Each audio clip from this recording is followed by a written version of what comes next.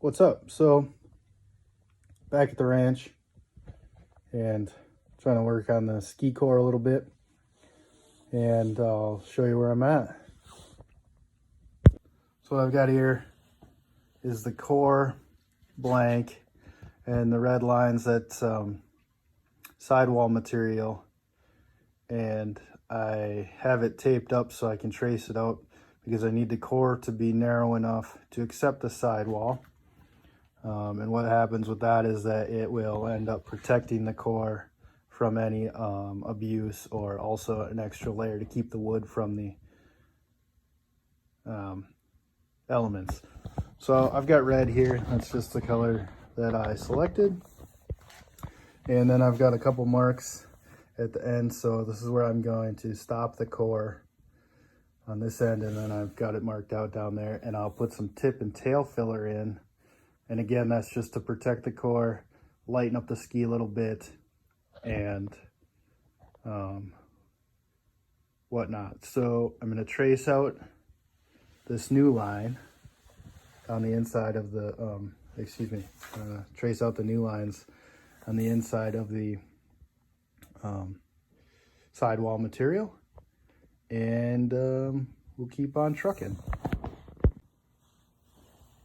So I just traced that line out, and you can kind of see it here. And what'll end up is that's the core width that we're going to end up with. And once I trim this core down, I will transfer it. I will lay it on the other one so that they line up exactly the same. So that's what that's kind of looking like right now. Here's a super rough cut of this core. I've got these weird tabs on the end just so I can line up this one with the next one, and let's do that. Here I've got it lined up well enough, so I'll trace this rough cut onto the core below, and once I have that, I will trim it down and we'll put it together, and we'll head over to the sander to mate them up and make sure that both of my cores are shaped exactly the same.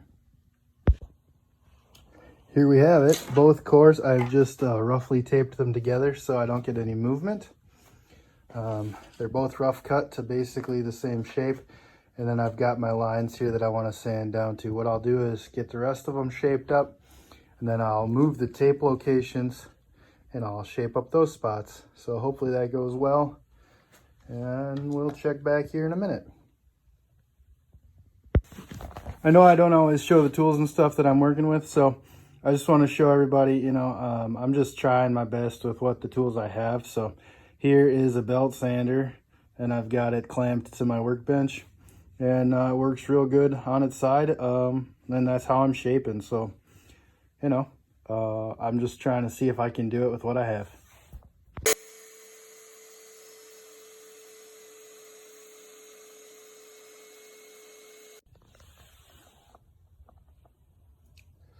So here we go. We've got our two cores shaped front to back anyway. And you can see that they're not exactly perfect, so this might not ski exactly the way. Oh boy.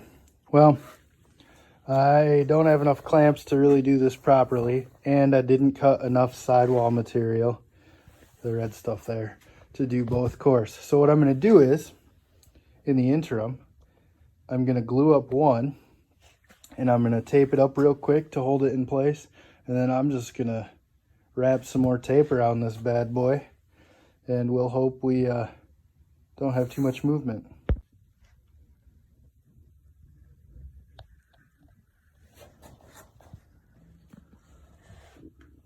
Well, this is undoubtedly not the best way to do it, but we've got the sidewalls glued up, and I've got these bricks just weighting everything down. Hopefully the tape will hold it in place one way, and the bricks are going to hold it in place the other way.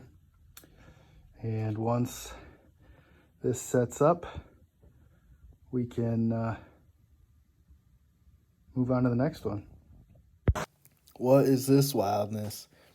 We went out to Wild Mountain over the weekend, and got some turns in October. Are you kidding me? Anyway, let's get back to the ranch and mount some skis. Here we go. I put some holes in my skis and I'm terrified, but it all lines up front to back, side to side. So what I'm gonna do now is just basic wood glue. You can use anything you want, but don't mount your own skis, first of all. The point of the glue is partly to hold, but mostly to keep the water out. You know, if you get water in your cores, they'll start to come apart, and that's no fun. So put a little dab of glue in each one, and then we'll go from there. Okay, so this is the Rotafella Freeride binding. It's their, one of their, I think, 2 telemark NTN binders. I'll probably put a link in the description. This one, if you can see it, this is a large. They come in large and small. It's just a basic boot sizing thing. Anyway, the Freeride, this binder, has a plate.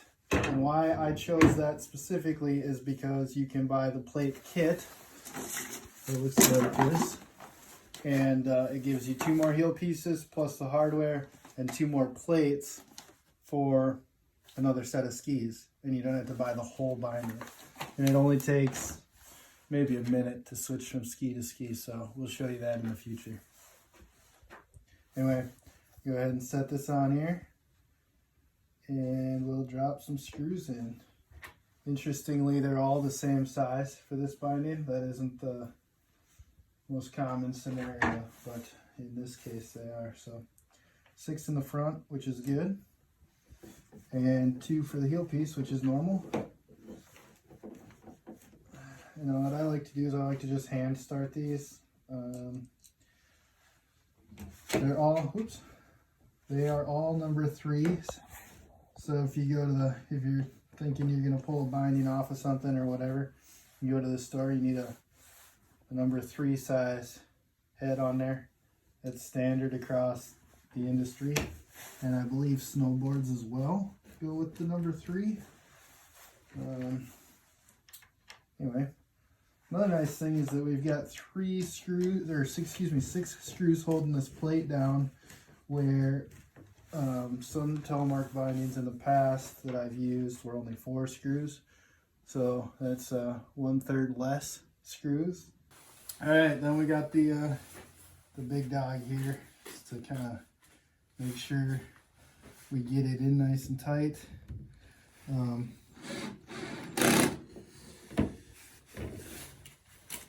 Maybe we'll go all the way. But what you don't want to do is over tighten it.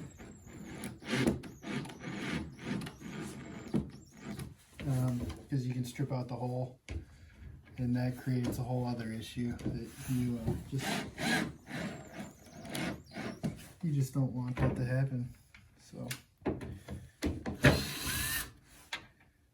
you seem to be getting some fight from the plate here, so we're gonna just back them out. Do them one at a time.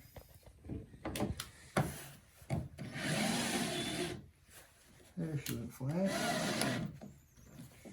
Oh boy.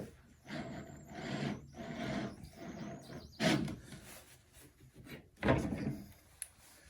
We're kind of rolling the dice here, but we should be okay. It's a pretty flexible plate. If it was metal, we'd really might have some trouble, but I seem to be doing fine, so we shall see. Woo! You know, that pink doesn't really match the ski. Did you mean for that to happen? It doesn't. You're right. It doesn't. Had I known that this was, had I ordered the binders first, Right, it would have been that color. Probably had some. Because that peach really does match. It's nice with the fuchsia magenta thing that we have going on. But that salmon. Salmon? Yeah, salmon? It's not really vibing with me. Yeah. So I got it on, and then all I like to do is I take my screwdriver and I just go to make sure that it's hand tight. That way we're not over stressing anything. Now the other thing about these skis is they have a layer of Titanol on the top and then on the bottom, which that's way more than most skis have.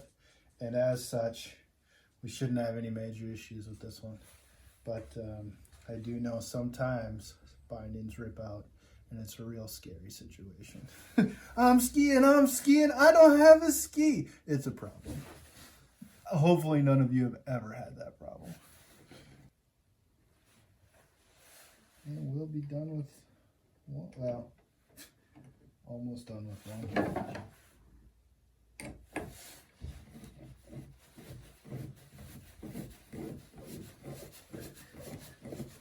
Probably could have done that so I didn't look quite like a goofball, but we're gonna be all right. If you're still watching, you know I'm a goofball. All right, so then, in theory, all we have to do is slide this bad boy on.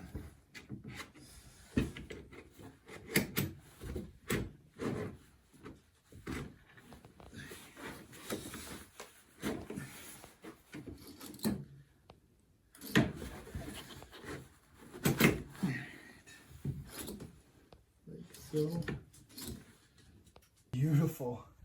Oof. Gives you the heebie-jeebies.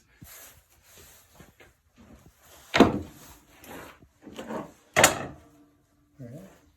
I can dig it. Let's just for fun, let's just do this bad boy right quick.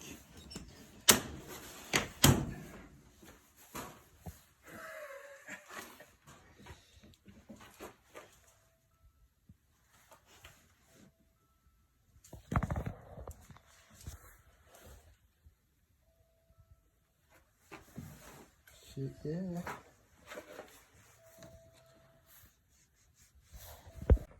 Anyway, that's Let's Ski about that for today. We did a little core shaping, and make sure you hit that subscribe button. I'm gonna give away some t-shirts and brick of wax as well. So hit that subscribe button, and we'll see you next week.